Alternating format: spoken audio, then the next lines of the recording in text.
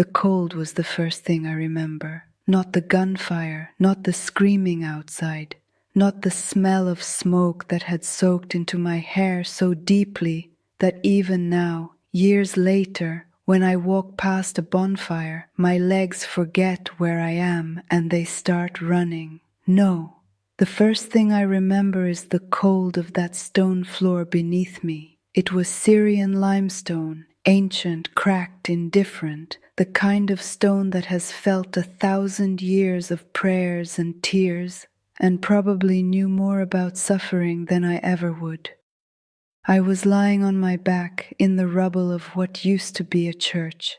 I could see the sky through the collapsed ceiling, not because it was beautiful, but because the bombs had torn the roof open like paper, stars above me, ruins around me, and inside me, a child fighting to come into a world that was already trying to kill her. I need you to understand something before I tell you what happened next. I was not a Christian when I lay on that floor. I was a Sunni Muslim woman from Aleppo. I had memorized Surah Al-Baqarah by the age of 9. I wore my hijab with pride. I performed salah 5 times a day, even in that tent, even in that IDP camp, even after my husband was taken. I prayed to Allah with everything in me. And the sky felt like concrete, solid, closed, silent, and now I was here, alone, in a bombed-out church I had crawled into only because the alternative was dying in the street. The contractions were 4 minutes apart, then 3. Then the pain became a living thing, white, electrical, merciless. And I bit down on the torn fabric of my abaya to keep from screaming, because screaming meant they would hear me. Commander Yusuf's men were 2 streets away. I had heard their boots on the rubble. I had heard the laughter, that specific, hollow laughter of men who have stopped seeing people as people. I had heard a single gunshot and then silence, and I knew what that silence meant. I pressed my back against a broken pew. Above me, somehow, a wooden cross still hung on the fractured wall. Half the church was open sky, half the ceiling was ash, but that cross, still there, tilted, scarred, but standing. I didn't pray to it. I didn't even look at it for long. I just thought, even this church couldn't be saved. What hope is there for me? That was my emotional bottom. Not the bombs, not the militia, not the hunger that had made my hands shake for 3 days. It was that thought, that total, suffocating, absolute conviction that I had been abandoned by Allah, by humanity, by hope itself. And then my daughter was born, right there, on that cold limestone floor, in a bombed Syrian church, at 2:47 in the morning, with gunfire in the distance and stars where the ceiling should have been. She was crying, she was breathing, she was alive, and I was too broken to feel joy until I looked up, because that is when I saw it. The cross on the wall above me had begun to glow, not fire, not a reflection, a light, warm, gold, moving like breath, filling every crack in the stone. And in that light I felt something enter the room that I have no scientific word for. The air changed. The cold, that brutal, bone-deep Syrian winter cold, lifted. My daughter stopped crying, and I heard, not with my ears but somewhere beneath my ribs, a voice, quiet, certain, unmistakable. You are not alone. You were never alone. I don't expect you to believe me, not yet, but stay with me. Because what happened in the next 48 hours had 53 witnesses, aid workers, soldiers, civilians, a French journalist whose photographs were published in 3 countries, and every single one of them will tell you the same thing I'm about to tell you. The miracle had only just begun. To understand why I was alone in that church, I need to take you back 6 days. Back to when I still had a home, Back to when my daughter was still safe inside me and my street still had the smell of my neighbor Khalil's bread baking at dawn, that warm, yeasty, impossible normal smell that made you believe just for a moment that the war was somewhere else, that it belonged to other people, other streets, other stories. Aleppo lies to you like that. It gives you a Tuesday that almost feels like peace.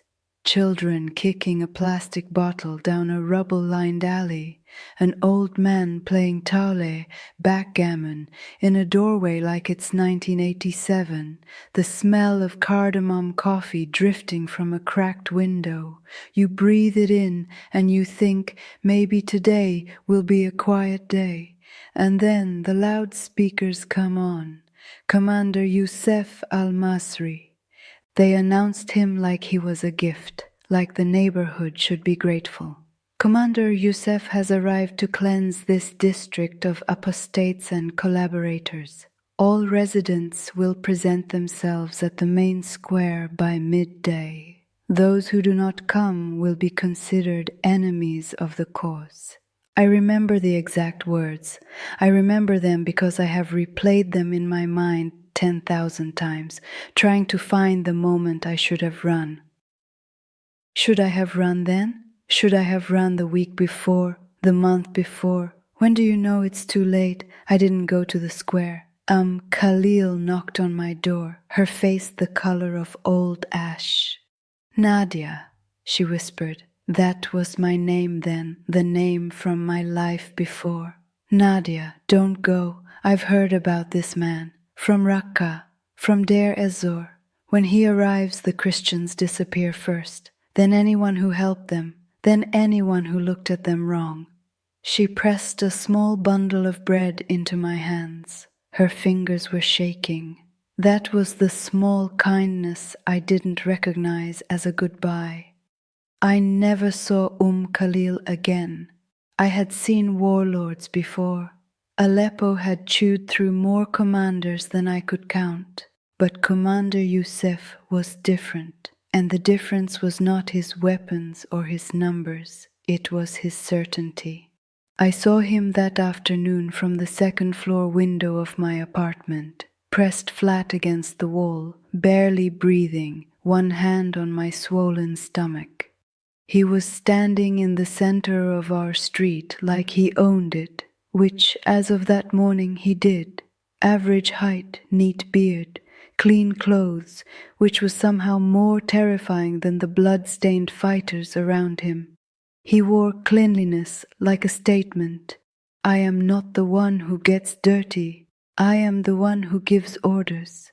He was holding a list, a physical, handwritten list, names on paper, like a shopping list, like a school register.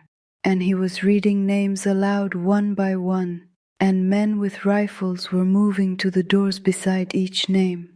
I could not hear the names from my window, but I saw the doors open, and I saw what happened to the people behind them.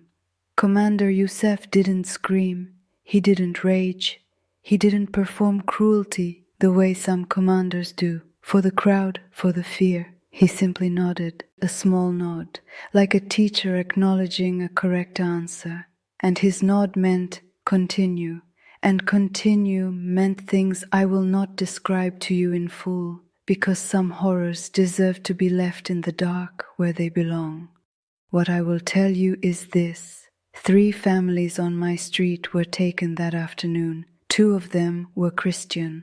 One of them, the Haddad family, were simply neighbors who had once shared a meal with a Christian family at Easter. That was their crime. A shared meal, a neighbor's table, a moment of ordinary human kindness that Commander Youssef had somehow catalogued, filed, and marked for punishment. This is what ideological possession looks like. It doesn't need reasons, it needs lists. That night I found out my name was on the list.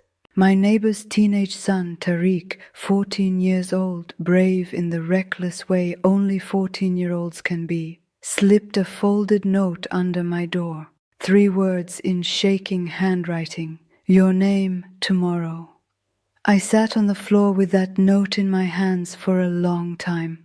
My husband Samir had been taken 8 weeks before, not by Youssef, by a different group, a different ideology, the same basic hunger for power dressed in different slogans. I had had no word from him since. I was 8 months pregnant. I had 40 Syrian pounds, half a bag of flour, and a Nokia phone with 12% battery. Why was my name on the list? Because 3 months before, a Christian woman named Maryam had knocked on my door bleeding from a gash on her head, and I had let her in. I had cleaned her wound with the last of my antiseptic. I had given her tea, sweet, hot, the good tea I was saving. I had let her sleep on my floor for 2 nights until she could move safely. I had not converted. I had not attended her church. I had not prayed her prayers. I had simply treated a bleeding woman like a human being,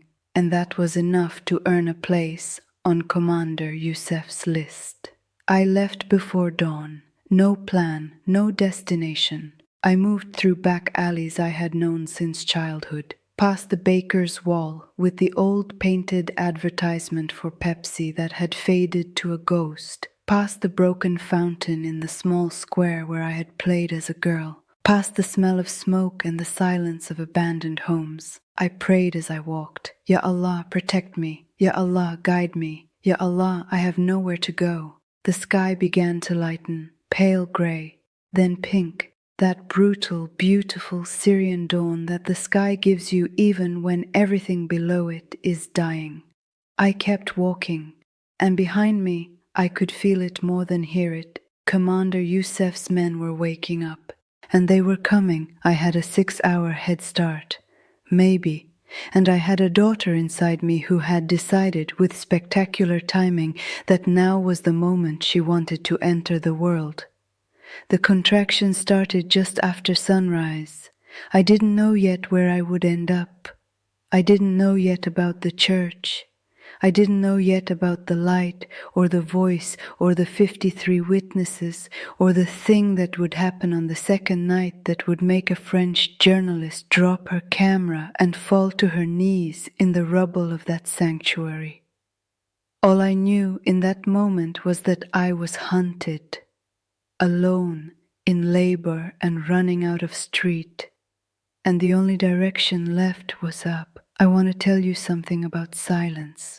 Not the silence of peace, not the silence of a sleeping house, or a quiet morning, or the moment before prayer, when the world holds still and feels briefly like it was made with intention. I mean the other silence, the silence of streets that used to have children in them, the silence of a city that has forgotten what normal sounds like, where even the birds have stopped coming because birds are smarter than we give them credit for, and they left Aleppo long before we did, where the only sounds are wind through broken windows, the distant percussion of shelling that your nervous system has stopped registering as danger, because if it did, you would never stop screaming, and the sound of your own breathing, which becomes the loudest thing in the world when everything else has gone quiet.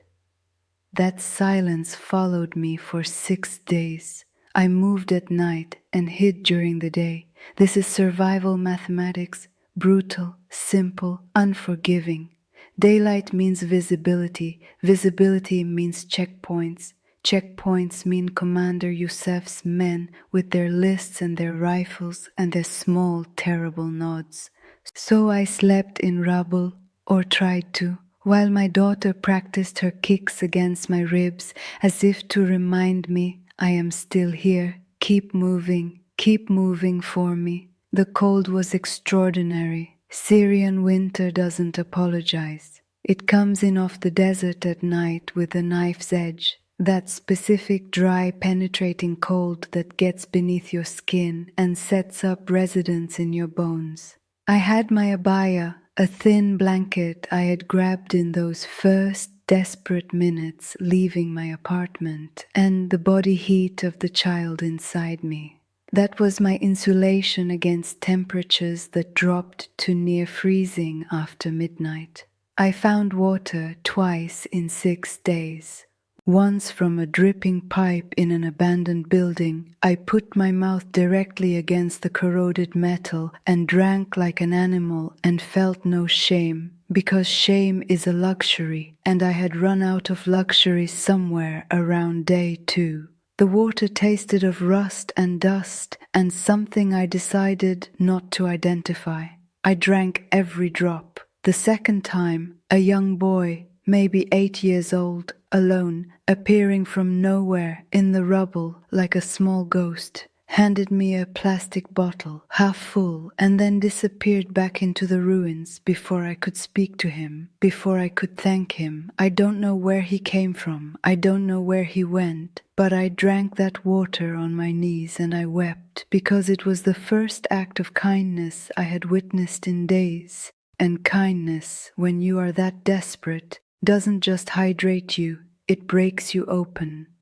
On the 3rd day of hiding, I thought about Maryam, the woman I had sheltered, the Christian woman whose wound I had cleaned, the woman whose hospitality had put my name on a list and whose God I had never seriously considered until I had nothing left to consider instead. I had seen her 3 weeks before the loudspeakers announced Commander Youssef's arrival. She had come to return the blanket I had lent her, washed, folded, smelling faintly of whatever soap she had managed to find. She was smiling, which struck me as remarkable because by that point, smiling in Aleppo felt like an act of defiance or delusion. I asked her how she could smile. She said, "Because I know who holds tomorrow, even when tomorrow looks like this." I thought she was traumatized. I thought the war had broken something in her reasoning, and she had replaced the broken piece with faith, the way people stuff newspaper into a cracked window. Useful, temporary, not a real solution. I didn't say that. I gave her tea and I smiled politely and I thought, poor woman. But then she said something else. She took my hand, both her hands around mine, warm and certain, and she looked at me with eyes that had no performance in them, no evangelism, no agenda, just conviction, the kind that lives below words. She said, "Nadia, if the day comes when you have nowhere left to turn, and in this city that day comes for everyone, call on Yeshua, Jesus, call on him by name. He is not a stranger to suffering. He was born in a war zone. He fled as a refugee. He knows what it is to be hunted, and he answers, not always the way we expect, but he answers." I pulled my hand back gently. I said something non-committal. Inshallah, yes, thank you. And I changed the subject. 2 weeks later, Maryam was taken. I heard it from Tariq, the same brave, reckless boy who later slipped the warning note under my door. He said they came for her in the morning, that she didn't run, that she stood in her doorway and she was praying out loud, audibly in the street, with Commander Youssef's men surrounding her, and that she prayed until they took her. He said she was still praying when they put her in the truck. I don't know what happened to Maryam after that. I know what usually happened. I know what the mass graves on the eastern outskirts held. I know the mathematics of that particular kind of disappearance in that particular kind of war. And I know that on the 3rd night of hiding in the rubble of Aleppo, I cried for her with a grief that surprised me, because I had thought I was past the capacity for grief. I thought the war had used up all my tears the way it had used up everything else. But grief for a good person never runs dry. I prayed 5 times a day throughout those 6 days.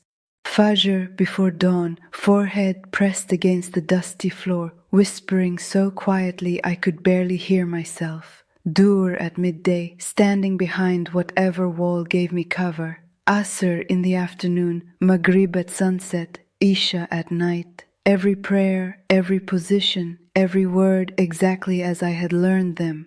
My lips knew the movements of Surah Al-Fatiha the way my feet knew the streets of my childhood, automatically, perfectly, without thought, and heaven felt like a wall.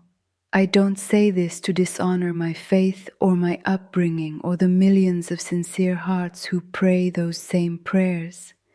I say it because it was my experience and I have promised to tell you the truth, and the truth is this.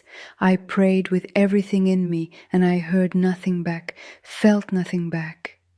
The prayers left my lips and seemed to dissolve in the cold air like breath, visible for a moment, then gone, then nothing. Allah felt as absent as Samir, as absent as safety, as absent as hope. On the 5th day, I watched a man die. He was older, perhaps 60, with a white beard and a blue jacket that had once been good quality. You could still see the structure of it under the dirt and damage. He was 3 buildings away from my hiding place. I watched through a gap in the wall. He was walking, slowly, carefully, the walk of someone who has learned to move like they belong wherever they are. The refugees' learned invisibility. And then Commander Youssef's men came around a corner and they saw him, and one of them raised his rifle with the casual efficiency of someone performing a routine task. The shot was flat, definitive. The man in the blue jacket sat down in the rubble slowly like he was tired, and then he was still. I pressed my back against the wall and I covered my mouth with both hands and I didn't make a sound. My daughter kicked me, hard, insistent, and I thought, she doesn't know, she can't know. Inside me she is still in a world where men in blue jackets don't just sit down, where prayers get answered, where Allah is close. I wanted to be where she was. That night I opened my Quran. Not to read. I knew it. I had memorized vast portions of it since childhood, and the words lived in my body the way music does. You don't read music, you know by heart, you just let it move through you. I opened it because I needed to hold something sacred, because when everything physical has been stripped away, home, husband, safety, dignity, the basic assumption that tomorrow exists, what you reach for is not logic, it is not strategy. You reach for God, and I reached. With everything in me I reached, and the wall was still there. I sat in the dark with my Quran on my knees, and my daughter heavy inside me, and Commander Youssef's men somewhere in the streets beyond the rubble, and I felt, for the first and worst time in my life, completely, cosmically, utterly alone. Not just alone in a building, alone in the universe. It is a specific kind of despair that I cannot fully describe in words, though I have tried many times since, in camps, in churches, in front of cameras, exactly like this one. It is the despair of a person who has believed all their life that they were seen, that their prayers mattered, that someone was listening, that the universe was not indifferent, and who suddenly, in one freezing rubble-filled night, cannot find a single piece of evidence that any of that is true. That is the bottom. That is where I was, and that is when I heard Maryam's voice. Not audibly, not supernaturally, not yet. That comes later, I promise you. That comes later in ways that will wreck your theological framework and rebuild it from the ground up. This was just memory. Just the brain doing what brains do when we are at the edge, reaching back for something it filed away and never deleted. Call on Yeshua, Jesus. He is not a stranger to suffering. He was born in a war zone. He fled as a refugee. He knows what it is to be hunted. I sat with those words for a long time. He was born in a war zone. I was lying in rubble with bombs in the distance. He fled as a refugee. I had been running for 5 days with nothing but a blanket and half a bag of flour. He knows what it is to be hunted. Commander Yusuf's list had my name on it. I closed the Quran. I held it against my chest for a moment. This book that had been my anchor since childhood, that I loved, that I respected, that had shaped the architecture of my soul. And then I looked up at the broken ceiling above me, at the strip of Syrian night sky visible through the gap. And I thought something I had never thought before in my 31 years of life. What if there is more? What if I have been knocking on one door, faithfully, sincerely, with everything I had, and the door that opens is different? What if the answer is not where I've been looking? I didn't pray to Jesus that night, I wasn't ready, but the thought had been planted in the deepest, most desperate soil a thought can be planted in, and desperate soil, I have learned since, grows the tallest trees. On the 6th day, my water broke. I was moving at pre-dawn as usual, picking my way through rubble, tracking a route toward the eastern edge of the district where I had heard there might be a UN corridor, a way out, a checkpoint where they were letting civilians through rather than arresting them.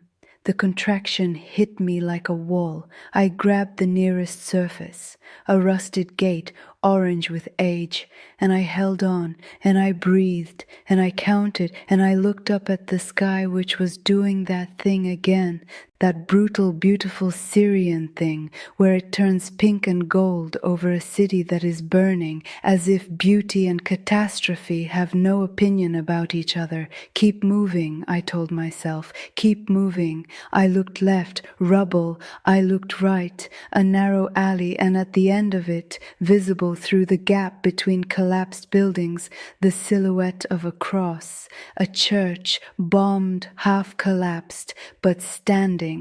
The contractions were 4 minutes apart. I had no choice. I moved toward the cross. The church had no door left. The entrance was a ragged hole in the stone wall where a door had once been. Blown inward, the hinges still attached to the frame like amputated limbs, the wood itself reduced to splinters and ash somewhere inside. I stood at that threshold for a moment, breathing through a contraction, one hand braced against the cold stone of the doorframe. I want to be honest with you about what I felt standing there. Fear. Not the sharp animal fear of checkpoints and rifle shots. I had grown almost accustomed to that fear the way you grow accustomed to a chronic pain, your body simply incorporating it into its baseline. This was a different fear, older, quieter, the fear that had been sown into me since childhood about spaces like this. This is not your place. That is what the fear said, not in words exactly, in the language of deep conditioning, the kind that lives below thought, in the body itself. You are Muslim. This is a church. These are not your symbols, not your prayers, not your God. You do not belong here. I stood at that threshold and my daughter sent another contraction through me like an electrical current, breathtaking, non-negotiable, and the fear and the theology and the conditioning all stepped aside for exactly 1 second, and I stepped through. The floor was limestone, ancient, cracked, cold as iron beneath my palms when I lowered myself down. Plaster dust covered everything, the broken pews, the scattered hymnals with their pages open and wet from rain that had fallen through the open ceiling. The fragments of colored glass from what had once been a window, still faintly catching the pre-dawn light in reds and blues and golds like scattered jewels in the rubble. Someone had been here before me, recently. I could tell because there was a small pile of stones arranged near the far wall, not randomly, deliberately, in the shape of a cross. Small stones, carefully placed. Someone in this ruin had taken time in the middle of a war to arrange stones into a symbol of faith. That small act of defiance undid something in me.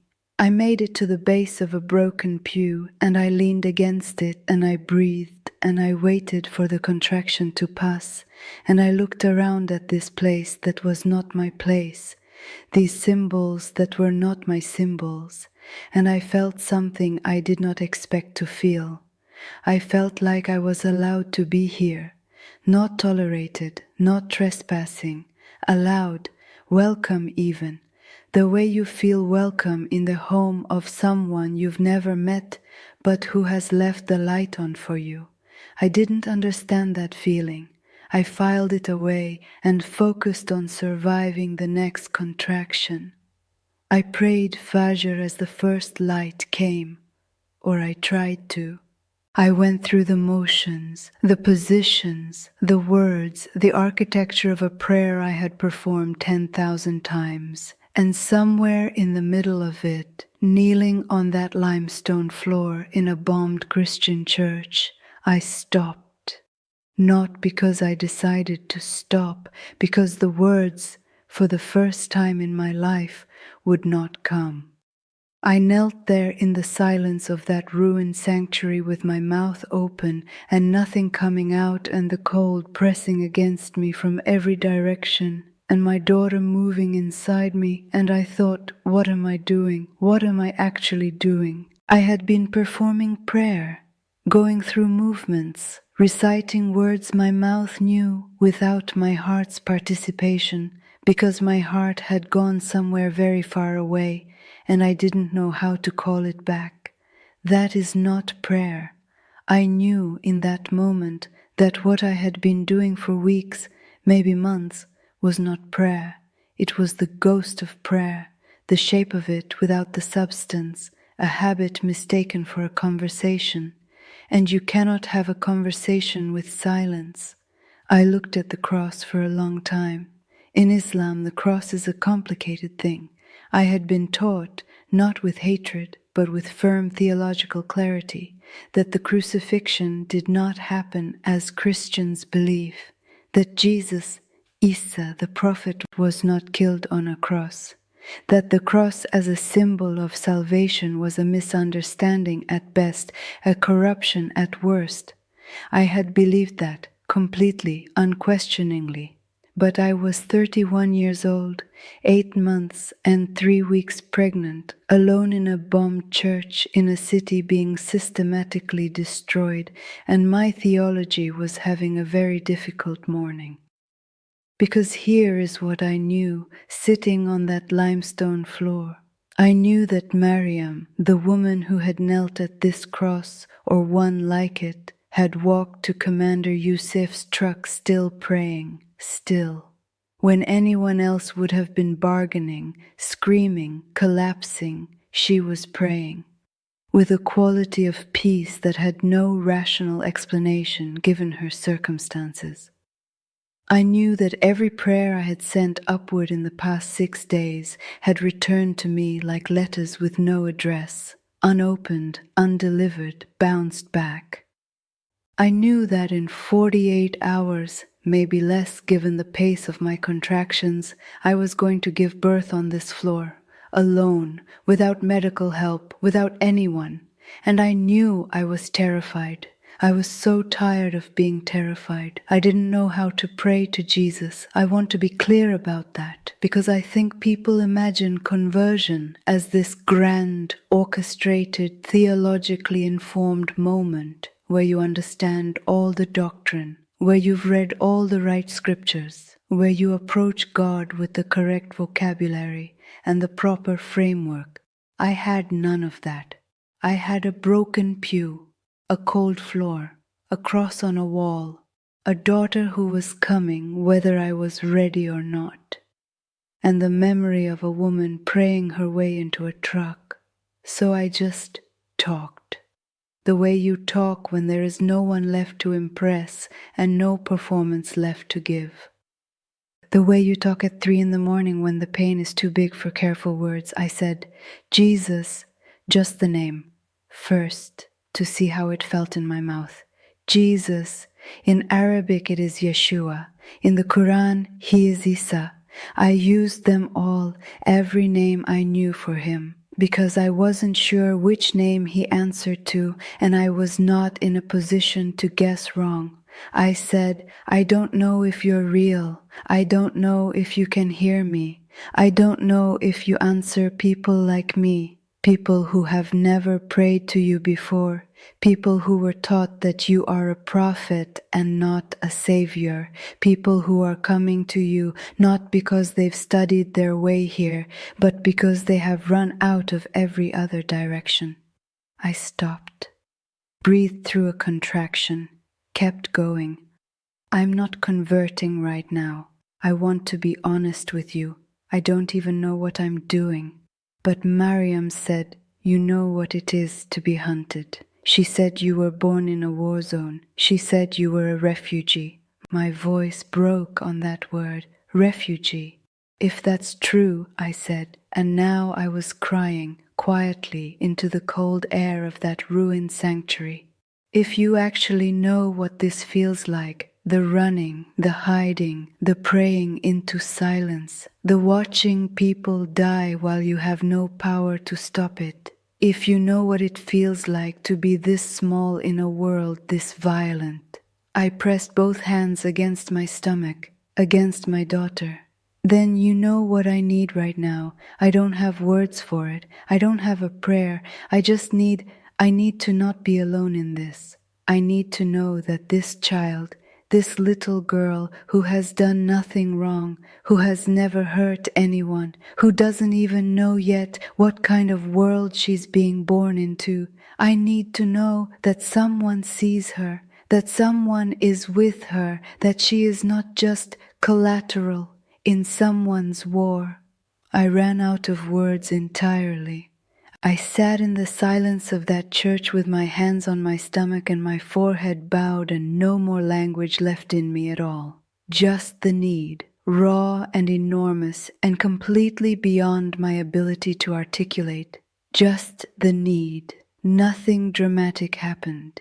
I need to tell you that because I know what you're expecting. You're expecting the cross to glow immediately, the angels to appear, the miracle to detonate right here in this moment. And I understand why you'd expect that. That is how we tell these stories usually. The prayer goes up and the miracle comes down and the transformation is instant and cinematic. But God, I have learned, is not always cinematic. Sometimes He is subtle. Sometimes the miracle is not a light show. It is simply the absence of despair, because that is what happened. The despair, that crushing cosmic bone-deep certainty of abandonment that had been sitting on my chest for days, lifted. Not completely, not forever, not in a way I could have explained to anyone in scientific terms, but it lifted. The way a fever breaks in the night. You don't witness the exact moment, you just wake up and the burning has softened and your body remembers what it feels like to be at temperature that can sustain life. I sat up straighter. The cold was still there. The contractions were still coming. Commander Youssef's men were still somewhere in the streets beyond these walls. None of the external facts had changed, but something internal had shifted, tectonic, irreversible, like a door that opens only one direction. You cannot unopen it. You go through, and the room you were in before is simply behind you now. I felt less alone. That was all. That was everything. I slept. For the first time in 6 days, I slept without nightmares. I slept on that cold limestone floor in a bombed Syrian church with plaster dust in my hair and rubble for a mattress and the sound of distant shelling as my lullaby. And I slept deeply. The sleep of someone who has put down a weight they didn't know they were carrying and whose body, released from the obligation of holding everything alone, finally gave way to rest.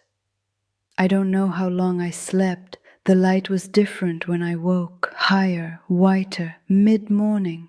The contractions had slowed. My daughter apparently had also decided to rest. I lay there for a moment in the strange new quiet of myself, taking inventory, the way you do after something significant has happened and you're not yet sure how significant. And I noticed that the fear was different, still present, but different. The way a wound is different after it's been cleaned. Still a wound, still real, still requiring attention, but no longer festering. Something had been removed that had been poisoning me from the inside. I had been heard. I didn't have theology for it yet. I didn't have doctrine or scripture or the framework that I have now, years later, after sitting with pastors and reading and praying and learning. I just had the experience, raw, unmediated, undeniable.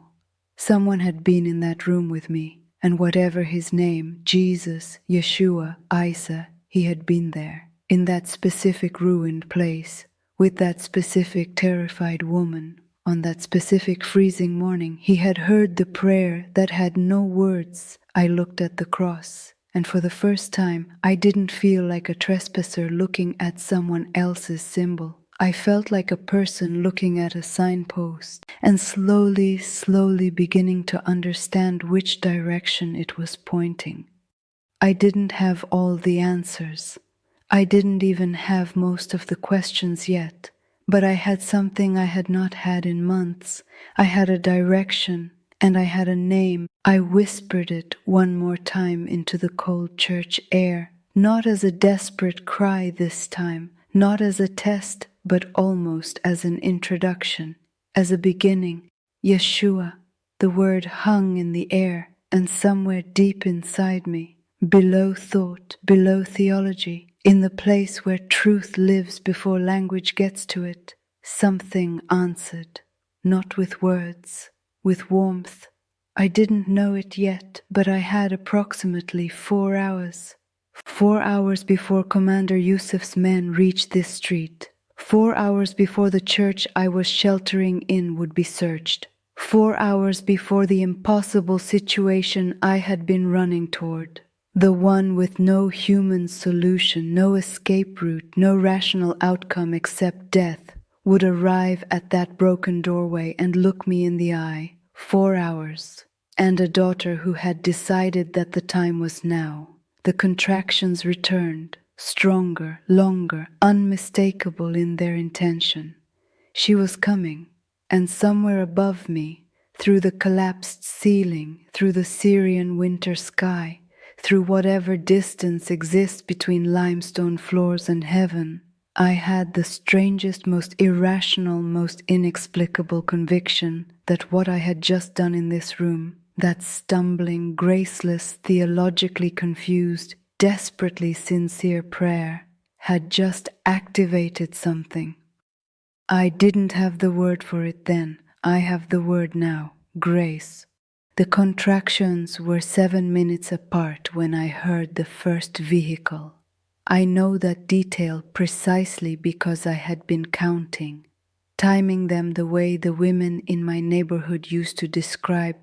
Count the seconds between that tells you how close advice passed woman to woman across generations, the kind of practical knowledge that lives in community and dies when community is destroyed. I had no watch. I counted in my head, 1,000, 2 1,000, pressing my back against the broken pew and breathing through my nose the way Khalil had told me her mother had told her, slow and deliberate, like you are trying to convince your body that you are calmer than you are. 7 minutes apart, and then the engine sound, distant at first, the way all threats begin in Aleppo. At a distance that feels safe until suddenly it doesn't. A diesel engine, heavy, the kind that belongs to a truck rather than a car. And beneath it, underneath the mechanical noise, something worse. Voices, male voices, multiple,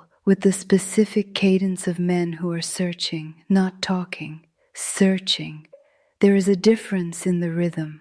the short commands, the silences between, the sound of boots on rubble that stop and start rather than moving continuously.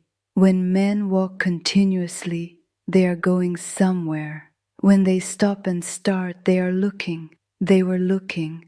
I pressed myself flatter against the pew, and I put one hand over my mouth and I breathed through my nose and I counted, and the contractions were now 6 minutes apart. And somewhere outside, Commander Youssef's men were working their way down the street toward a bombed church with a broken doorway and a woman inside who had a name on a list.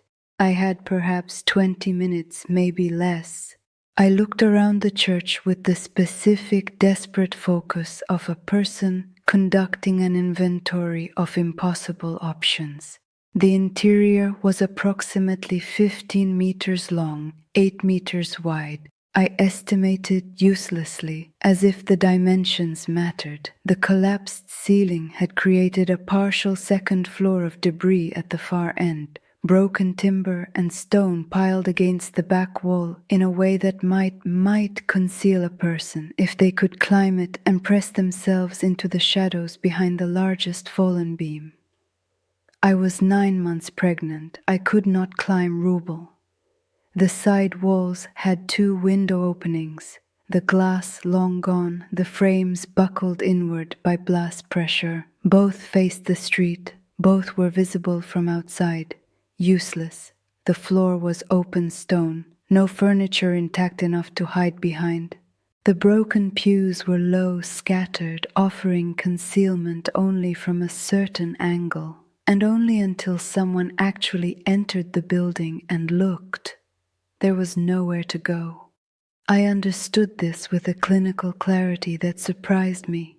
That strange cold calm that descends sometimes in moments of absolute crisis, when the adrenaline has been running so long that it shifts into a different gear entirely. Not panic, not peace, something in between. The stillness of a person who has processed the information and arrived at the conclusion, there is no human solution to this.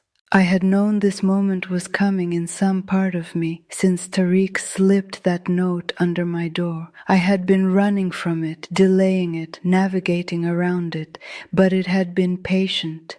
It had been waiting, and now it had found me in a church with no door, on a cold limestone floor, in labor, with 20 minutes and no options.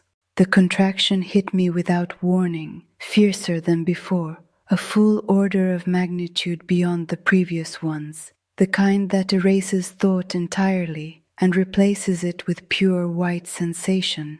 I bit down on the fabric of my abaya, and I gripped the leg of the broken pew with both hands, and I rode it, that is the only word, rode it, counting in my head, 1,000, 2, 1,000, while outside the voices got closer, and my daughter pressed downward with an urgency that recognized no checkpoints, no warlords, no tactical situations. She was coming now. 45 seconds. The contraction released me. I gasped, silent, controlled, every instinct trained toward silence. I wiped my eyes with the back of my hand. I looked at the cross on the wall, and I made a decision. Not the decision to pray. I had already made that decision 4 hours ago on this same floor in that stumbling, graceless conversation that had broken the fever of my despair. This was a different decision, a harder one in some ways, because the first prayer had been private, interior, whispered into the cold air of an empty church with no witnesses and nothing at stake except my own desperate need. This prayer had stakes. This prayer was the kind you pray when the boots are outside the door and the options have run out, and what you are essentially doing is handing the situation to God and saying, I cannot, you must. The kind of prayer that requires you to actually believe, not philosophically, not theoretically, but in your body, in your hands and your gut and your spine, that the God you are praying to is real and present and capable of doing something about what is happening right now. This was the prayer of a person with nothing left. I pressed both hands flat against the cold limestone floor.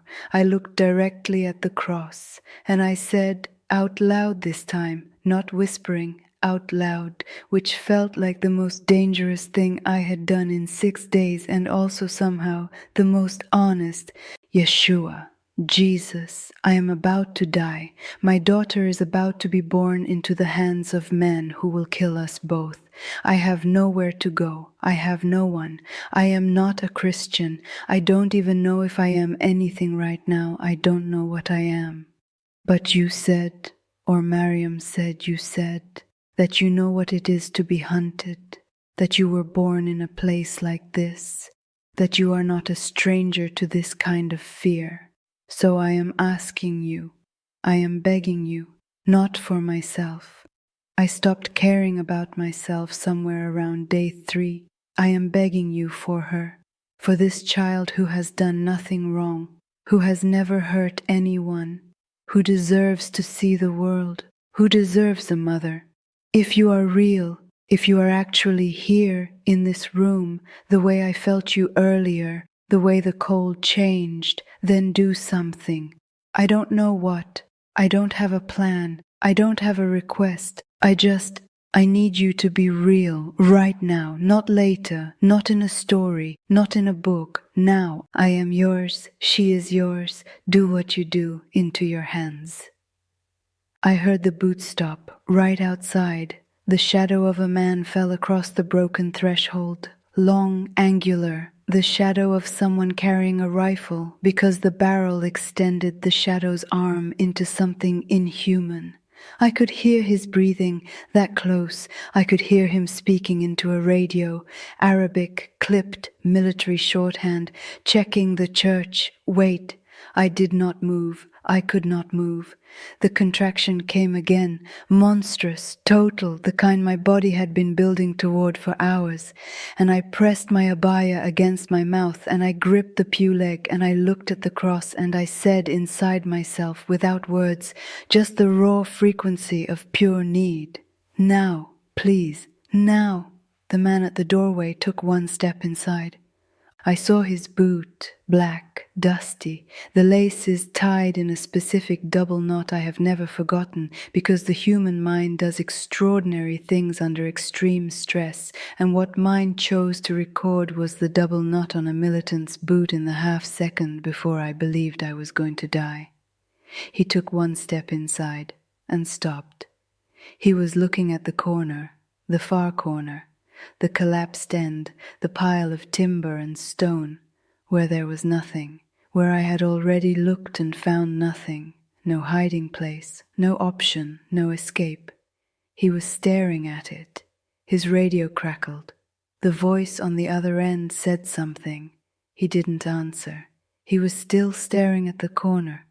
Then I heard him say something, quietly to himself, in a tone I had never heard from a soldier, from a militant, from any of Commander Youssef's men in all the days of being hunted.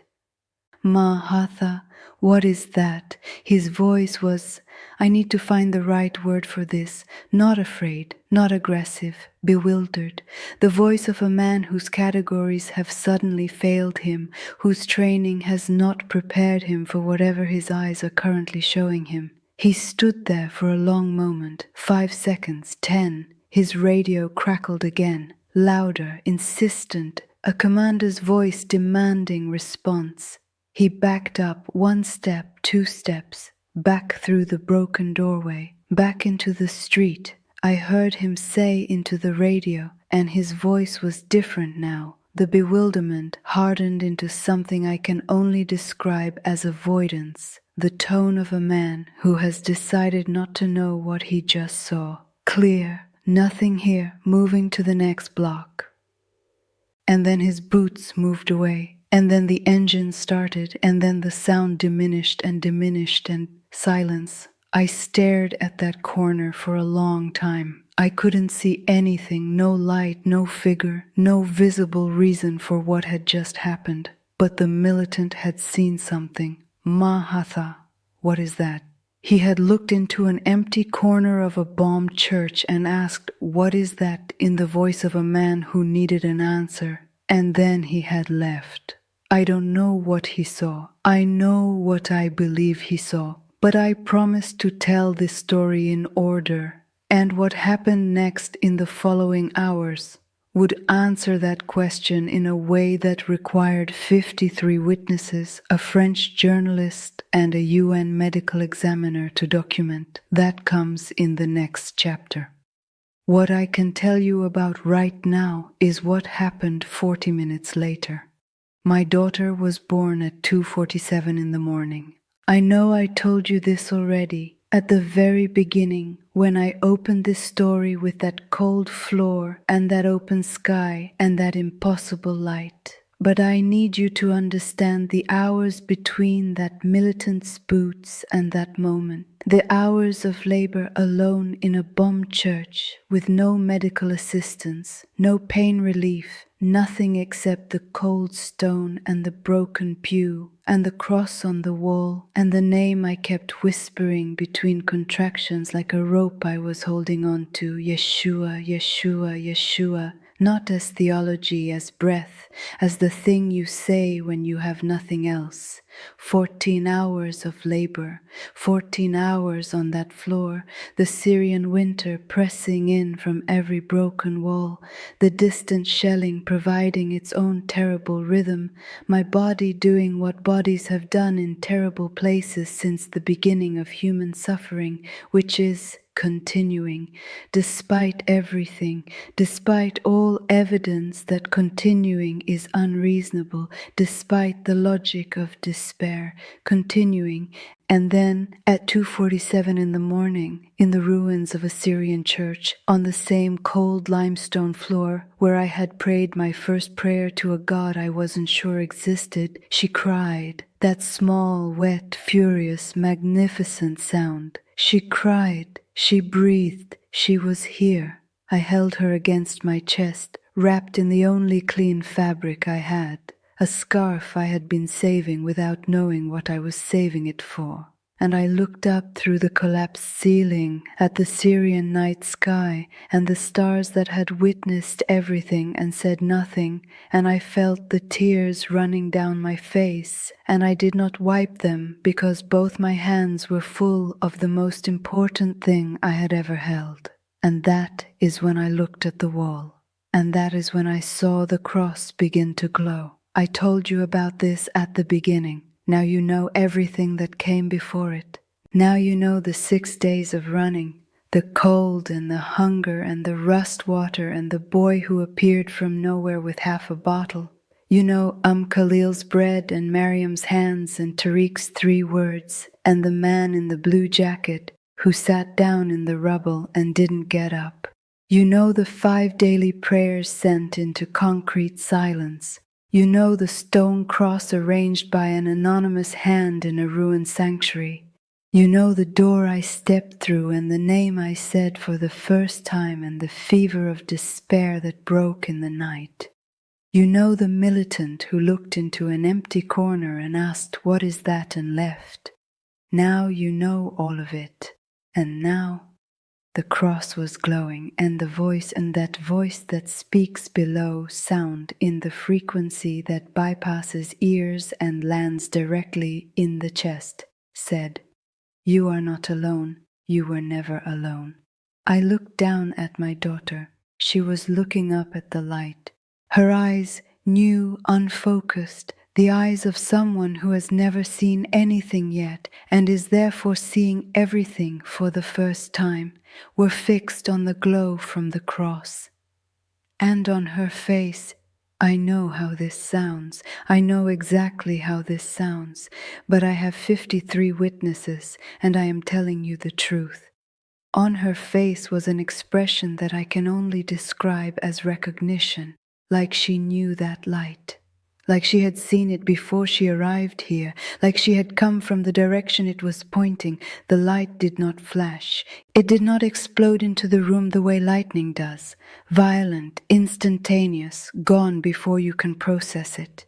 It did not perform. It did not announce itself with sound or heat or any of the dramatic signatures we associate with supernatural events in the stories we tell each other. It grew.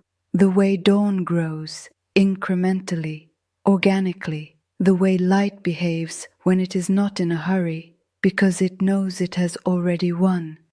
It began in the cracks of the stone around the base of the cross, those deep ancient fractures in the Syrian limestone that the bombs had widened, that centuries of Syrian winters had carved, and it filled them. The way water fills a riverbed, finding every channel, every gap, every place where the stone had given way. And the color. I need to tell you about the color because it matters, and because I have been asked about it hundreds of times since, and my answer has never changed. It was gold, but not the gold of fire, which is hungry and consuming and takes what it touches, and not the gold of electricity, which is cold and indifferent and has no interest in you specifically. It was the gold of, and I know how this sounds, I know. It was the gold of being known, of being seen completely, without judgment, without condition.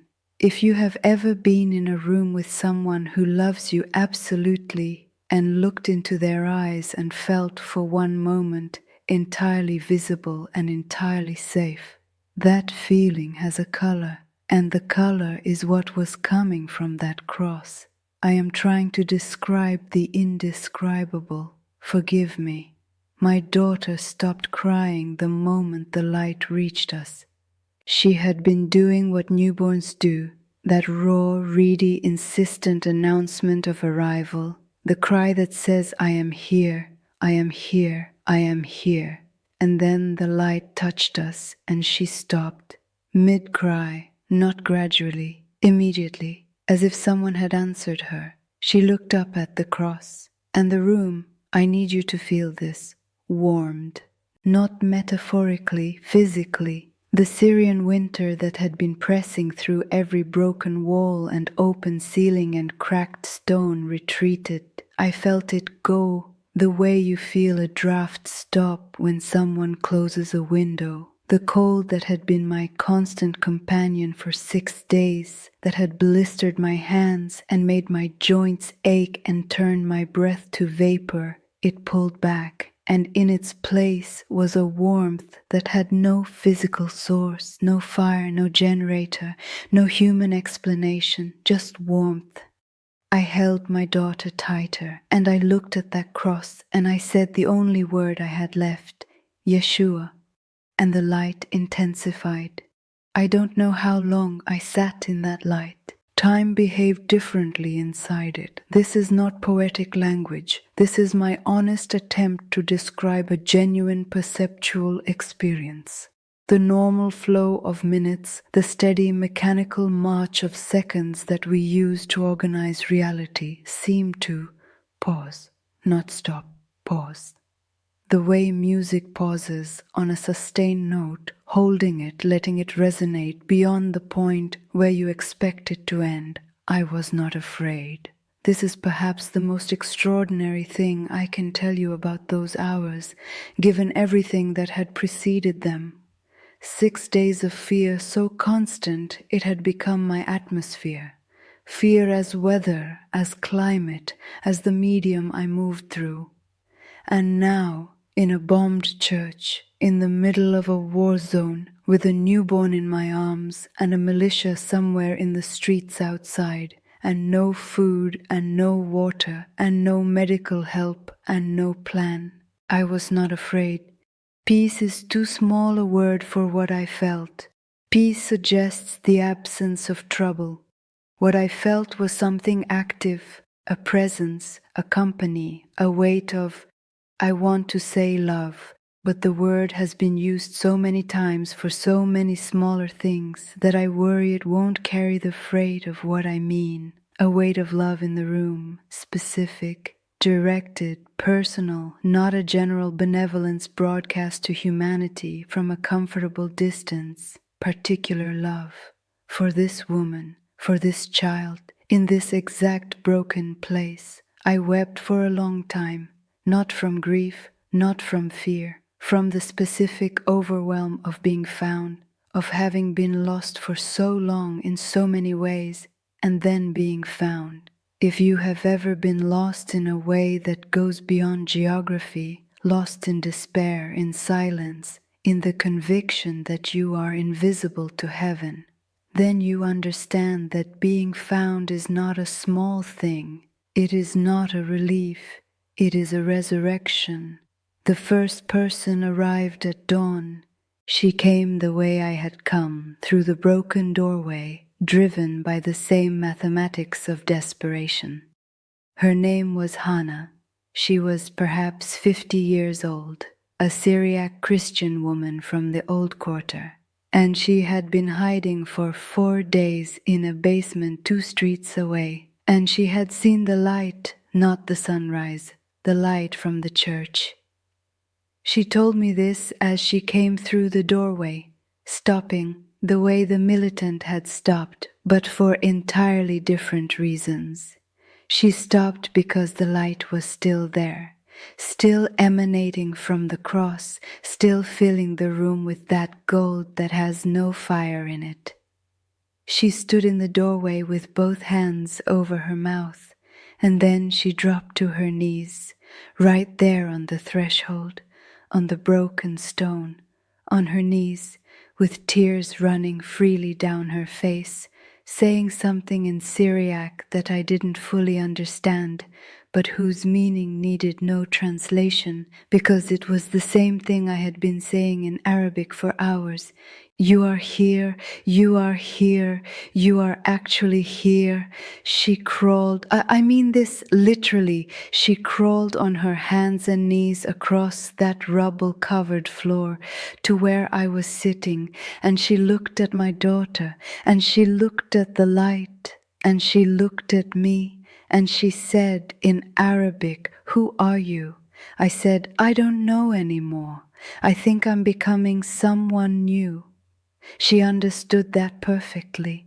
She sat beside me and she took my daughter and she held her with the practiced confidence of a woman who has held many babies, and she examined her, fingers, toes, color, breath, and she said quietly, with wonder saturating every syllable, "She's perfect. How, in these conditions, how is she perfect?" I looked at the cross. Hannah followed my eyes. "Yes," she said softly, "I see." They came throughout the morning. Word moves through a war zone the way it always has. Person to person, whispered, passed around corners, communicated in the shorthand of people who have learned to say everything in as few words as possible, because words take time and time is not guaranteed. There is a light in the church. A woman gave birth. The light has not stopped. Come and see. By mid-morning there were 19 people in that church. By early afternoon, 31. By the time the French journalist arrived, her name was Isabel, and she had been embedded with a humanitarian convoy that had made it into the district through a UN corridor. There were 47 Muslims, Christians, a young man who told me he believed in nothing, that the war had burned his faith out of him the way fire burns a field, leaving nothing but ash and the memory of what had grown there. He came because his aunt dragged him. He stayed because of what he saw. They all stayed because of what they saw. Isabel was a professional. I want to make this clear because it matters for what I'm about to tell you. She was not a religious woman. She told me this herself later when we spoke at length. She was a secular French journalist with 15 years of conflict reporting experience. Syria, Yemen, Iraq, Libya. She had seen things that would have broken most people. She had developed the specific, necessary emotional armor of someone whose job requires witnessing horror without being destroyed by it. She walked into that church with her camera up and her professional distance intact. And then she stopped. She stood in the doorway for a long moment, and I watched her professional distance, that carefully constructed hard-won armor, develop a crack, and then another, and then it failed entirely, the way structures fail under loads they weren't designed to carry, all at once. She lowered her camera. She stood there with the camera at her side and her mouth slightly open, and her eyes, the eyes of a woman who has seen everything and believed in nothing supernatural, moving from the cross to my daughter, to the people on their knees in the rubble, and back to the cross. She took photographs, many photographs, but she told me afterward that she put the camera down several times because she felt her word, not mine. She felt that photographing it was somehow wrong. Like taking a photograph inside a conversation that wasn't meant for cameras. She sat with us for 6 hours. When she left, she turned at the broken doorway and looked back at the cross, and I heard her say quietly, to no one in particular, in French, which I understand partially, something that translated roughly as, "I don't know what that is, but I know what it isn't. It isn't nothing. It isn't nothing." From a secular French journalist in a war zone. I will take that testimony. The UN doctor's name was Dr. Emmanuel Ose, Ghanaian working with OCHA, a man whose entire professional orientation was toward evidence and documentation and the measurable realities of human suffering in conflict zones. He had heard about the birth from Isabel. He came to examine us, standard humanitarian protocol, a newborn in a war zone, a mother who had delivered alone without medical assistance. He came with his kit and his clipboard and the brisk competence of someone who has performed this kind of assessment in 40 different countries. He examined my daughter first. He was quiet for a long time. Then he examined me. He was quiet for a longer time.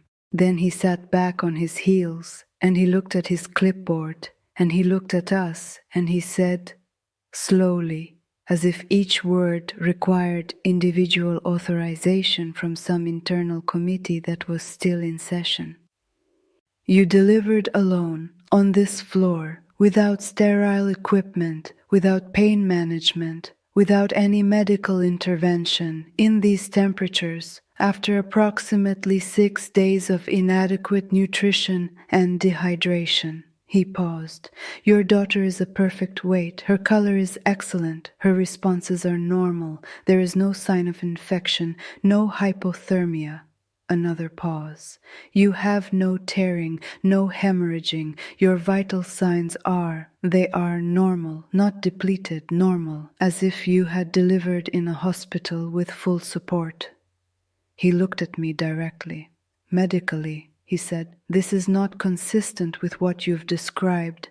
Either your account is incorrect or—" He stopped. He looked at the cross. He looked at the light that was still there, softer now as the day had progressed, but still present, still gold, still filling the cracks in the stone. He did not finish his sentence, but he wrote in his report, and I have this report and it has been verified and I will show it. He wrote, "Both mother and infant present in condition inconsistent with described circumstances of delivery. No medical explanation can be offered for observed condition of either patient." No medical explanation. Dr. Emmanuel Ose, OCHA, official documentation, on record. I watched Ahmad, the young man who believed in nothing, for a long time. He had come because his aunt dragged him. He had stood at the back with his arms crossed and his jaw set, and the specific body language of a person determined not to be moved. I recognized it because I had worn it myself in a different form for the first hour after I had entered this church 2 days before. The armor of the hurt, the crossed arms of someone who has decided that hope is more dangerous than despair because hope can be taken away and despair, at least, is reliable. I watched him watch the cross. I watched the armor develop cracks. I watched him, and this moment is burned into me with a precision that I think will outlast everything else about that day. I watched him try not to cry. That specific, terrible effort of a person who has decided that tears mean weakness, and weakness means being destroyed, pressing their lips together, setting their jaw, looking at the ceiling, doing everything the body can do to hold back what the soul needs to release. It didn't work.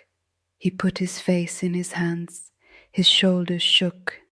His aunt, a small woman named Fatima, Muslim, who had come to the church for the same reason everyone comes to a place where something impossible is happening, which is that impossible things are more compelling than ideology. His aunt moved to him and sat beside him and said nothing, just put her hand on his back. He cried for a long time. When he lifted his face, he looked at the cross. Then he looked at me, and he said, his voice raw and wrecked and completely without performance, "What do I do? I don't know how. What do I do?" I looked at my daughter in my arms. I thought about what I had done 2 days ago on this same floor, with no theology and no training and no correct words. I said, "You just talk. You just say what's true. He already knows. You just say it out loud."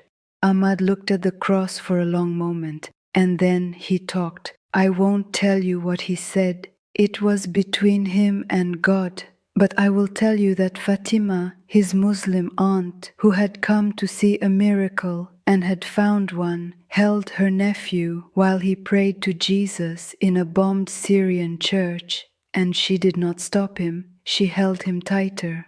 By evening, there were 53 people in that church. The final count, 53. I know because Isabel counted them for her article, which was published in Le Monde and 3 other international outlets under the headline, "In the Ruins of Aleppo, Something That Has No Name." I will tell you the subtitle she chose. She chose, "I am not a religious woman. I was there. I have no other explanation." 53 people, among them 22 Muslims, 18 Syriac and Catholic Christians, 4 people of no stated faith, 3 UN aid workers including Dr. Osei, Isabel, 2 of her colleagues, and 1 man. I never learned his full name, only that he had been one of Commander Youssef's fighters until 3 days before, when he had deserted and hidden himself in the rubble of the district, unable to continue but too afraid to surrender. He came to the church because he had nowhere else to go. He stayed because of the light.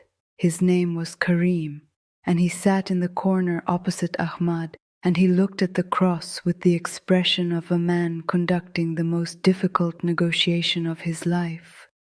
The negotiation between what he had done and what he was being offered.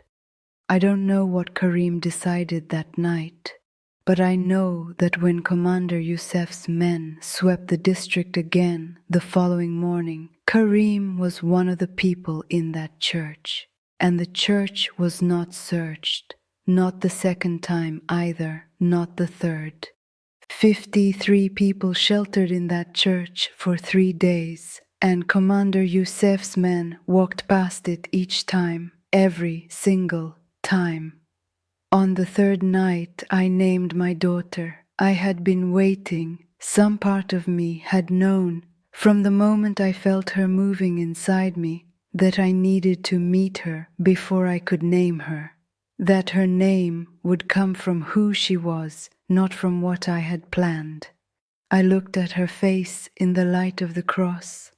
I thought about what she had survived, what we had survived together, The running and the hiding and the cold and the silence of heaven and the prayer that broke the silence and the militant who saw something in an empty corner and left and the light that filled the room and the 53 people drawn in from the ruins of a city like moths to the only flame that wasn't consuming anything. I thought about the voice that had said, "You are not alone, you were never alone." I named her Noor, in Arabic, light. On the 4th morning, the UN corridor opened. I learned this from Dr. Osei, who came back to the church before dawn with 2 colleagues and 4 bottles of clean water, and the kind of efficient, purposeful energy of a man who has processed what he witnessed and decided that whatever it was, his response to it would be action. He pressed one of the water bottles into my hands without ceremony and said, "Drink all of it, both of you need it." Then he looked at the cross, briefly, the way you glance at something that has rearranged your interior furniture and you're still deciding where everything goes, and turned back to his clipboard. "There is a convoy," he said. "It leaves at source 600. I have room for everyone in this building, all 53, but we move now." Nobody argued, nobody needed to be convinced. 53 people who had arrived at a bomb church from 53 different directions, driven by fear, by rumor, by the simple geometry of having nowhere else to go, moved toward the doorway together. And I noticed something in that movement, that collective rising from the rubble, that I have thought about many times since. Nobody pushed. In 6 days of survival in a war zone, I had seen people push. I had seen the mathematics of scarcity transform ordinary people, neighbors, fathers, women, who had been kind their whole lives, into something harder and sharper when resources were limited and the calculus was zero-sum. I had seen what desperation does to community. But in that church, at that dawn, with 1 exit and 53 people and a UN convoy waiting, nobody pushed. People helped each other over the rubble. The young helped the old. Hannah carried Noor while I climbed through the broken doorway. Ahmad, the young man who had arrived believing in nothing and left believing in something he didn't yet have a name for, held the arm of an elderly man I had never seen before and guided him across the broken threshold with a gentleness that looked like someone practicing a new language. The miracle had not just saved us, it had changed the temperature of the room. I want to tell you about the witnesses, not as an argument. I am not interested in arguing with anyone about what happened in that church. Arguments require distance, and I have no distance from this story. I am inside it. I will always be inside it. But I want to tell you about the witnesses because each of them became in their own way a piece of evidence that the miracle was not private. It was not a psychological event that happened only inside one traumatized woman's perception. It was witnessed publicly, documentably, by people with every professional and personal incentive to explain it away, and none of them could. Isabel's article was published 11 days after she left the church. I did not know this immediately. I had no internet, no phone with charge, no connection to the world beyond the refugee processing center where the convoy had deposited us. But Dr. Osei found me 3 weeks later and showed me the article on his tablet, and I sat with it for a long time, reading her words in French with his help translating, and I wept. Not because she had written about me with sensationalism or exploitation, she had not. Isabel was too good a journalist for that, and too honest. She wrote with a specific, careful precision of someone who is trying very hard to tell the truth about something that resists the categories of journalism. She wrote, and I am quoting because I memorized this, I have reported from 14 conflict zones. I have witnessed things that conventional morality cannot accommodate. I have developed, necessarily, a professional agnosticism about human nature and its capacity for both atrocity and resilience. I entered that church in Aleppo as a journalist. I left as something I do not yet have a word for. The light was real. The medical condition of the mother and child was real. The responses of 52 other witnesses were real. I photographed all of it. I have no framework for what I photographed. I am publishing these images because the truth does not require my framework. It requires only my honesty. And my honest account is this. Something was in that church. Something that does not belong to the vocabulary of war reporting. Something that I am not professionally equipped to name, but which I am not as a human being able to deny. Something that I am not able to deny. Isabelle Moreau, Le Monde, published and verified. She messaged me 2 years later through channels I won't detail. Her message was 3 sentences. The first 2 were questions, theological questions, the questions of someone doing research. The third sentence was not a question. It said, I have been reading about Jesus. I think I understand now what was in that room. I read that message 14 times. Dr. Osei filed his report. I have described the contents already. Condition inconsistent with described circumstances. But I want to tell you what Dr. Osei told me himself, in person, 6 months after Aleppo, when our paths crossed again at a humanitarian conference in Amman. He is a precise man, economical with words, a scientist by training and temperament, a man whose professional world is constructed entirely of measurable things, vital signs, nutritional status, wound classification, epidemiological data. He does not traffic in ambiguity. Ambiguity in humanitarian medicine costs lives. He sat across from me in a conference room in Amman and he said, I have examined thousands of patients in conflict zones. I know what a body looks like after what your body went through. I know what a newborn looks like after the birth you described. I wrote no medical explanation because that is the accurate statement.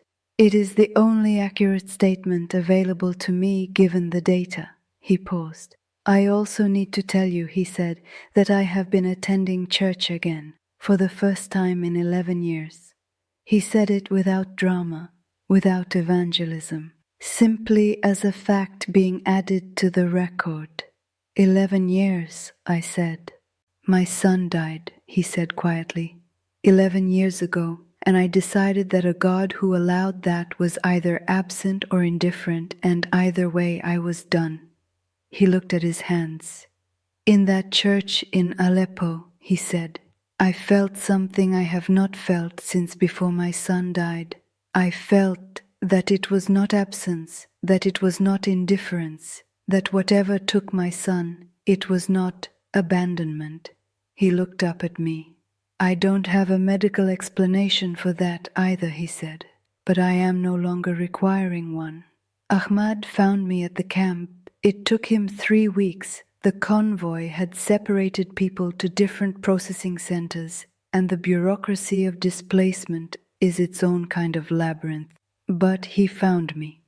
He arrived at the tent I had been assigned with a small bag of dates, and the expression of a man who has something important to say and has been rehearsing it for 3 weeks and is still not sure he has the words. He sat on the ground outside my tent and he held the bag of dates and he said, I need to tell you what I saw in that corner, the corner the soldier was looking at. I went very still. You saw something, I said. It was not a question. I saw them for 2 days, Ahmad said. Before I could admit it even to myself, I saw them and I told myself it was stress, it was trauma. It was my mind constructing comfort in an unbearable situation. What did you see? I asked. He was quiet for a moment. Figures, he said. Tall, at the doorway and at the windows, standing, not moving, not speaking, just standing. Like guards, like they had been posted there and they were not going to leave until they were told to. He looked at the dates in his hands.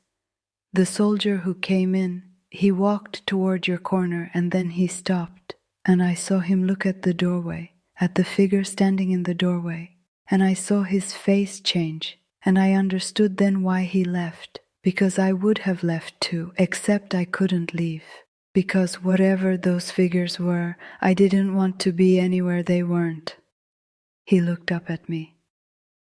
I've been reading the Bible, he said, since the camp. Every day there is a story in the Book of Kings, I think, where a servant is afraid because they are surrounded by enemies, and a prophet prays for his eyes to be opened. And when his eyes are opened, the hills are full of horses and chariots of fire, surrounding the enemy, a vast army that only the servant couldn't see. He paused. That is what I saw, Nadia, in that church. That is what the soldier saw, an army that had been there the whole time. 2 Kings 6:17. I knew the verse by then. I had read it myself in those same camp days, in my own borrowed Bible, and I had stopped at it and sat with it for a very long time, and wept the way you weep when someone puts into words an experience you have been carrying without language, an army that had been there the whole time. Karim, the deserter, the former fighter, found me on the same day Ahmad did. I don't know if this was coincidence. I have stopped believing in coincidence. He stood at a distance for a moment, uncertain of his reception, uncertain whether a woman who had been hunted by men like him had any reason to want to speak to men like him. I waved him over. He sat on the ground and he was quiet for a long time, and I let him be quiet because some silences are doing work and interrupting them is unkind. Finally he said, I need to ask you something, and I need you to be honest with me even if the honest answer is no. Ask, I said. Is there forgiveness, he said, for what I did, before I deserted? Is there, in what you believe now, is there room for someone like me? The question sat between us. I thought about Commander Youssef's list. I thought about the man in the blue jacket who sat down in the rubble. I thought about the families taken from my street. I thought about Maryam praying in the doorway of the truck. I thought about a bombed church and a prayer with no words, and the answer that came anyway. I thought about the cross. Yes, I said, that is specifically, exactly, precisely what the whole thing is for. Karim put his face in his hands. I had seen this gesture before. Ahmad in the church. The same gesture, the same surrender of the armor. I let him cry. When he lifted his face, I said, Do you want to talk to him? The way I did in the church? I don't know how, Karim said. Neither did I said. You just say what's true. He looked at his hands for a long moment, and then he talked. 17 people accepted Jesus in that camp in the month following our arrival.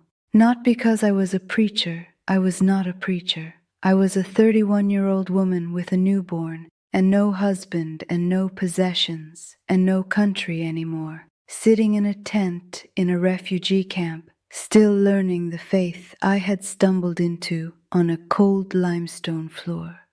But people kept coming. Word had spread, the way it always spreads in camps, person to person, rumor becoming story, becoming testimony. The woman from Aleppo, the bombed church, the light that stayed for 3 days, the militant who looked into a corner and left, the UN doctor who wrote no medical explanation, the French journalist whose photographs showed something that cameras aren't supposed to be able to photograph. They came to hear the story, and the story, every time I told it, did what good stories do. It opened something. It located the place in the listener where their own desperation lived, their own unanswered prayers, their own cold floors, their own conviction of abandonment. And it said, I know that place. I was in that place. And I am telling you, from the other side of it, the wall has a door. The door has a name. 17 people found the name in that first month. Among them, a young Somali woman who had been trafficked through Libya and couldn't pray anymore because prayer reminded her of what had been done to her while she prayed, and who wept for 3 hours when she understood that God had been watching in outrage, not indifference, and that what had been done to her body had not been done to her soul. Among them, an elderly Syrian man who had lost 3 sons to the war, one to ISIS, one to Assad's forces, one to the chaos in between, the war devouring its children without ideological preference, and who had concluded that if God existed, he was cruel, and who, after hearing about the cross and the light and the name that answered the prayer with no words, said, if he can love in a place like that, then perhaps he loved my sons in the place they died, and wept and prayed, and found something on the other side of the weeping that he could not name but would not relinquish. Among them, Fatima, Ahmad's aunt, the Muslim woman who had held her nephew tighter while he prayed. She came to me quietly without announcement 3 weeks after arriving at the camp and sat and listened to the whole story from the beginning. And at the end she said, I have been a faithful Muslim my whole life, and in that church I felt something I have never felt in a mosque. I don't know what to do with that. I said, neither did I. Start with the name. She nodded and started. I need to tell you something about what the miracle did to me, not to the witnesses, not to the conversions, to me. Because I think there is a version of this story where the miracle happens and everything becomes easy, where the supernatural intervention is the end of the suffering, the conclusion of the hard chapter, the beginning of an uncomplicated life of faith and gratitude. That is not my story. Commander Youssef heard about the church. He heard about the light, about the UN doctor, about Isabel's article, about the 53 witnesses, and his response was not conversion, not bewilderment, not the dropping of weapons. His response was what ideological certainty always does with evidence that threatens it. He got angrier. There were people in the camp who had connections to his network, displaced people who had made compromises to survive, who reported back in exchange for safety or money or the protection of a family member still in territory he controlled. I found out about this the way you find out about most threats in a refugee camp, which is from someone who heard something and cared enough to tell you at personal risk to themselves. My name was on a new list, this time not just Youssef's list. 3 groups, 3 separate lists, 3 separate networks of men who had decided that a Muslim woman who had given birth in a Christian church and was now telling 53 witness testimony of a miracle was a problem that needed to be solved before it became a larger problem. I was famous, as I told you at the beginning, in the worst possible way. The persecution did not end with the miracle. If anything, it intensified. Because the miracle had made me a witness, and witnesses in war zones, in refugee camps, in the geography of ideological conflict, witnesses are dangerous. Witnesses cannot be dismissed. Witnesses have names and faces and specific verifiable details. Witnesses make the abstract concrete and the distant personal and the deniable undeniable. And the forces that feed on people's despair, that require people to believe that heaven is silent, that God is absent, that there is no help and no hope and no light in any bombed church anywhere. Those forces have a particular, specific, urgent interest in silencing witnesses. I had to leave the camp. I had to leave in the night, again, with Noor against my chest, with almost nothing, again, running, again. But here is what was different this time. The last time I ran in the night, 6 days through Aleppo, hunted alone in labor, praying into a wall, I ran with the weight of abandonment on my chest. This time I ran with a name. This time when I moved through the darkness with my daughter and my fear and my almost nothing, I was not alone in the way I had been alone before. The silence was the same. The danger was the same. The cold was the same. But something inside had been permanently rearranged, like a compass that has found magnetic north, and now, regardless of how you shake it or turn it or carry it through difficult terrain, always returns to pointing in the same direction. I knew which way was up, and I knew, not as a feeling this time, not as the fragile, weather-dependent thing that feeling is, but as something structural, foundational, load-bearing. I knew that I was not collateral, neither was Noor. We were not accidents in someone else's war. We were not statistics in a humanitarian report. We were not names on a list that could be crossed off. We were known by the one who had been in that room, by the one whose name I had said into the cold air of a bombed church with plaster dust in my hair and a daughter fighting to arrive into a world that was trying to kill her. We were known. And knowing that changed everything about running. I live in a small room. I want you to see it clearly, because I think when people hear miracle stories, stories of impossible survival, of divine intervention, of 53 witnesses, and UN medical reports, and French journalists dropping their cameras, they imagine that the ending is proportional to the drama, that the supernatural rescue leads to a supernatural life, that the woman who gave birth in the bombed church is now living somewhere comfortable, somewhere safe, somewhere that looks like a reward adequate to the suffering.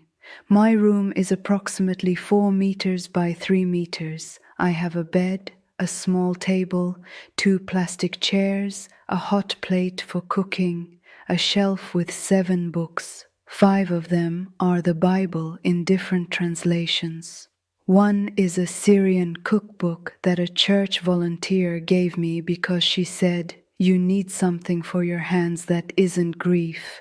And one is a notebook that I have filled front to back, twice over, with the names of people I pray for every morning before Noor wakes up. The notebook has 461 names in it. That is my life now. Noor is 3 years old. She is, and I say this not as a mother's bias, but as a statement of observable fact corroborated by everyone who meets her, she is extraordinary. Not in a supernatural glowing sense, in the most ordinary, most beautiful sense. She is fully alive. She is alive in every cell. She laughs with her whole body. She asks questions about everything. Why is the sky that color? Why do birds fly that direction? Why does the cross on the windowsill have that shape? What happened before I was born? Who is the man in the picture? The man in the picture is Samir.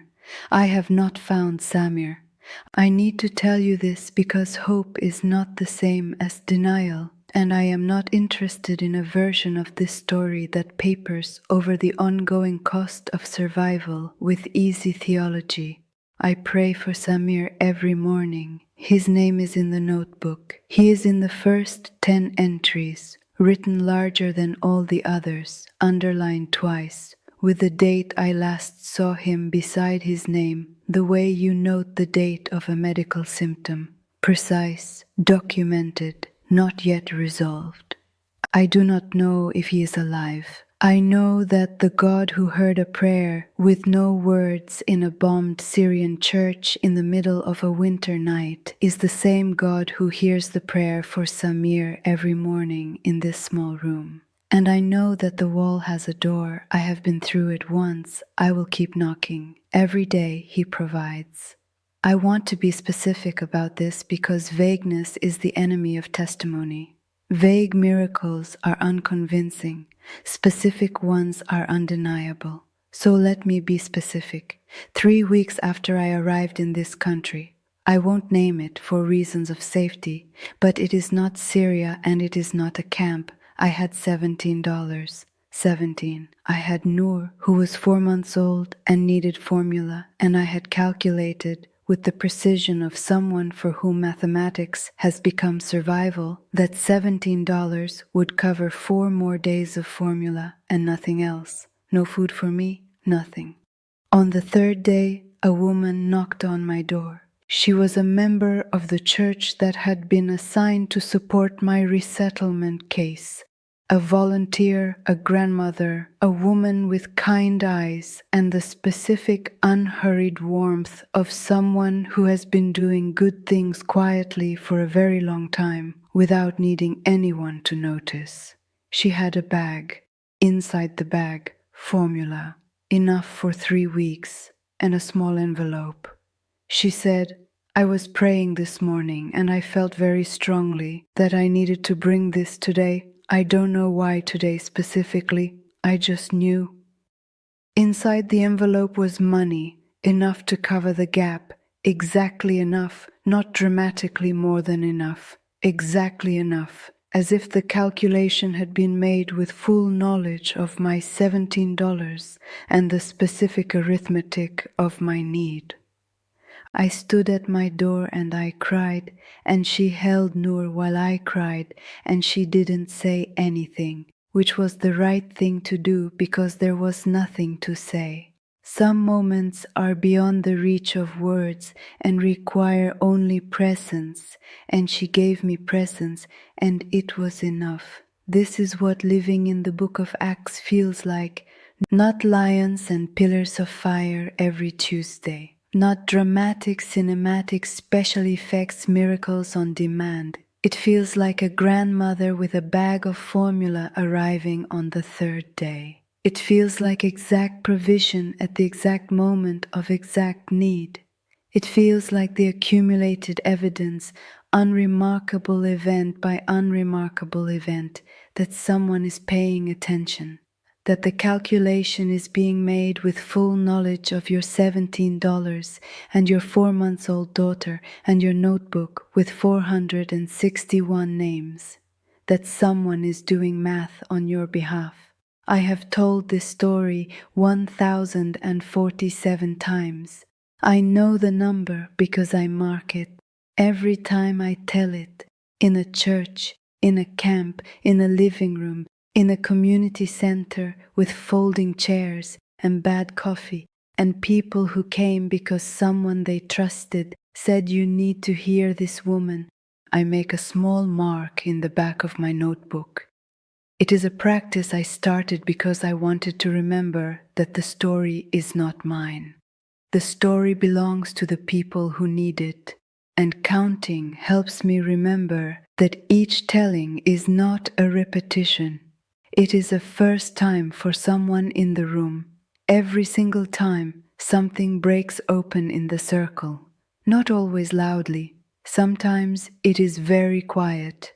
A middle-aged man who has not cried in years, staring at his hands with an expression of someone whose interior architecture is shifting.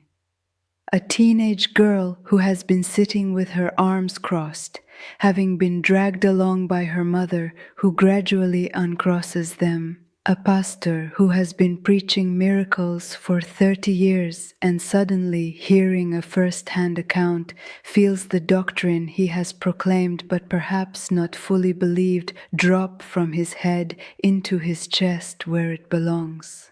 Every single time at the end people come forward, not always to convert, sometimes to say, I have been carrying something I didn't know I was allowed to put down. Sometimes to say, my mother told me about Jesus when I was young, and I walked away, and I don't know why I'm crying, but I can't stop. Sometimes to say, I am Muslim, and I am not ready to change anything about that, but what you described, that voice, that peace, that wall with a door, I want to know more. I tell them all the same thing. Start with the name. Say what's true. He already knows. You just say it out loud. And now I am talking to you specifically. The person watching this at whatever hour it is, in whatever room, on whatever device, in whatever state of interior weather you woke up with this morning. I don't know your name. I don't know your story. I don't know whether you came to this video because you believe and needed fuel for your faith, or because you're curious, or because an algorithm served it to you and something made you stay past the first 30 seconds. But I know this. You didn't find this story by accident. I was you. I don't say that as an insult or as a condescension. I say it as a credential. I know what you were taught about Jesus. I know the theological objections. I know the fear, the specific bone-deep fear of shirk, of the judgment of family and community, of the identity that is woven so tightly into faith that questioning one feels like destroying both. I know the wall. I also know the door. I am not asking you to abandon your sincerity or your heritage or the real and genuine love you have for God. I am telling you that the sincerity, the hunger, the 5 times a day reaching toward heaven, all of that was not wasted. All of that was preparation. All of that was a heart being made ready. I was on a cold floor in a bombed church with plaster dust in my hair and a daughter arriving into a war zone, and I said a name I had been taught was complicated, and the wall that had been concrete for months, opened not because I was special, not because I had the right theology, not because I had earned it, because He answers. That is His character, that is what He does. I have 1,047 tellings of this story, and the response of every single room as evidence. He answers. If you have been praying and the ceiling feels like concrete, I am not telling you that your prayers have been wrong. I am telling you that there is a name that opens what nothing else opens. And it is the name that was said in a bombed church by a woman with nothing left. And the wall came down, and the warmth came in, and a child was born healthy into impossible circumstances, and 53 people gathered in the light. Try the name. Yeshua, Jesus. Try it once, honestly, with what's true, and see what happens. I see you. I know you're here. I know because Ahmad was here, sitting in the back of my story, with his arms crossed and his jaw set, and Ahmad is now the man who guided an elderly stranger over broken rubble with the gentleness of someone practicing a new language. I am not going to insult your intelligence. I am going to give you what I gave Ahmad, evidence. Isabelle Moreau, Le Monde. Secular French journalist with 15 years of conflict reporting. On record, I am not able to deny. Dr. Emmanuel Osei, OCHA. Medical documentation. Condition inconsistent with described circumstances. No medical explanation. 53 witnesses, named, documented, cross-referenced in a published article that you can find, that you can read, that you can verify. Ahmad himself, who came believing in nothing and left holding something he couldn't name but would not relinquish, and has never relinquished it since. I am not asking you to abandon your rigor. I am asking you to apply it honestly. The rigorous question is not, can I explain this away? The rigorous question is, what is the most accurate account of the available evidence? And the most accurate account of the available evidence is Something was in that church that has no secular explanation. You can call it what you want, but Ahmad called it by name. And it answered, I dare you to try what Ahmad tried, not as a surrender of your intelligence, as an experiment. One honest conversation with someone who may or may not exist in the privacy of your own space with your own words about your own real and specific need. See what happens. The worst case, nothing. You lose nothing. The best case, the wall comes down. And in my experience, the wall always comes down. I need to say this with love, and I need to say it directly. Stop living like the miracles ended.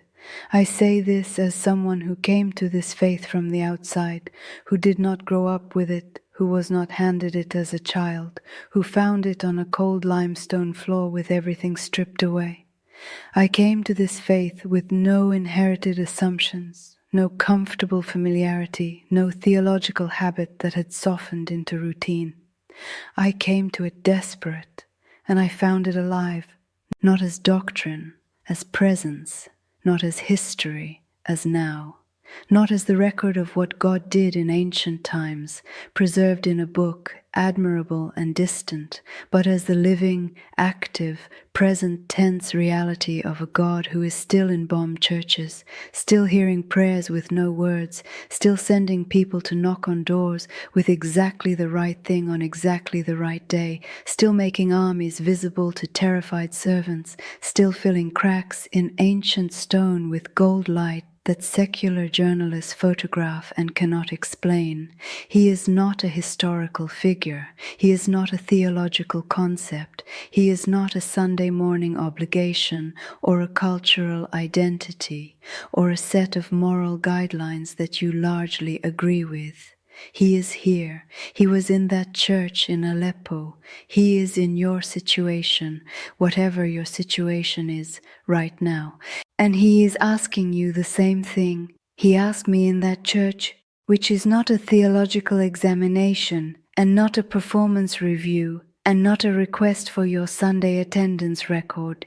He is asking, do you trust me? That's all. Do you trust me? Stop waiting for a burning bush. Stop waiting for circumstances so dramatic that faith becomes easy. Faith that only functions in dramatic circumstances is not faith. It is crisis management.